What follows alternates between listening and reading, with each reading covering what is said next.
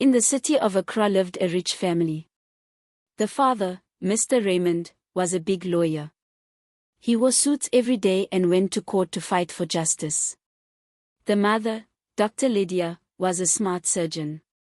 She wore a white coat and saved lives in the hospital. They had 2 children, Ethan and Leanne. Ethan was 7. Leanne was 6. But their parents were always working. They left early in the morning and came back late at night and sometimes travel abroad for work, and be gone for over a month at the time. One evening Leanne asked her mother, "Mom, will you help me with my homework?" "Not now, Leanne, I'm busy," her mother said. She quietly turned to the maid and the maid did her homework lovingly. In the sitting room Ethan asked his father, "Dad, can you play with me in the compound?" "Maybe next weekend," his father replied. Ethan responded, "You're never around, I never get to play football with you like my friends do with their dads." He left quietly to his room. So, the children always stayed with the maid, Martha. Martha was kind at first. She cooked for them. She cleaned. She read stories. But slowly, things began to change. Martha started whispering to Ethan and Leanne. "Your parents don't care about you," she said. "They love their jobs more." The children started to believe her. They felt forgotten. They felt unloved. "But I love you," Martha said. "I'll show you how love feels." She made them watch adult love stories at first and told them to sit close. Then closer. She told them to touch and to practice what they watched on TV and to do things no child should do. "This is how people love each other," Martha said. Ethan and Leanne were confused. But they had no one else. No one to ask. And the maid was always there. Every day. Every night.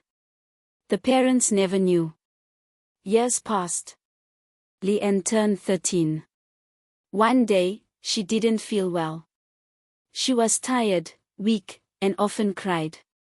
Her mother took her to the hospital for a general checkup and tested for every sickness, and Leanne was not sick. Her mother asked the doctor, "Doctor, please test for pregnancy," and the results were shocking. "Leanne," she shouted. "Is this happening?" Leanne didn't answer. Then Ethan walked into the room. "It's mine too," he said. Their mother stood in shock. "What do you mean?" "She's having my baby," Ethan said, his voice shaking. Raymond, their father, heard everything.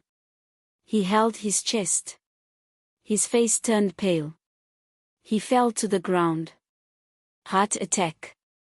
He was rushed to the emergency section, and he fought for his life for days, but it was too late, and he sadly passed. Dr. Lydia couldn't believe what was happening. Her husband was dead. Her daughter was pregnant, with her son's baby. She was angry. Ashamed. "This cannot happen. We must remove the baby," she said. Leanne cried. "Please, don't take it away. I didn't ask for this." But no one listened. The doctors did the abortion. But something went wrong. Leanne lost too much blood. They tried to save her, but her heart stopped. She died in the same hospital where her mother worked. When Ethan found out, he broke down. The only person who loved him was gone, and there was no reason to keep living. He left a short note. "We were just children. Please forgive us." Then he took his own life. 3 deaths in 1 week. A happy home turned into a graveyard. The house was no longer a home. The big rooms were empty. The toys were untouched. Lydia sat alone in the living room. The TV played nothing. She looked at the photos on the wall, her family smiling at a beach. "Why didn't I stay home more?" she whispered. "Why didn't I see what was happening?" Martha, the maid, was gone. She left the city and was never found. Lydia cried day and night. She had money. She had cars. But she had no one to love. She was rich. But truly poor. Today, Lydia no longer works in the hospital. She resigned. Her job meant nothing without her husband and kids. She visits schools, churches and crowds talking to parents and kids. She tells her story raw and unfiltered. Don't let others raise your children, she says. Your child needs your heart, time and not your money. She started a small foundation called The Lost Ones. She helps children who are lonely or hurt. Parents who are too busy chasing their careers while other people, uncles, aunties, maids, raise their kids. Her face is older now. Her eyes carry pain. But she speaks with truth. If I could go back, she says, I would give up all my money. Just to hear my children laugh one more time. A house full of gold is empty. If love does not live there.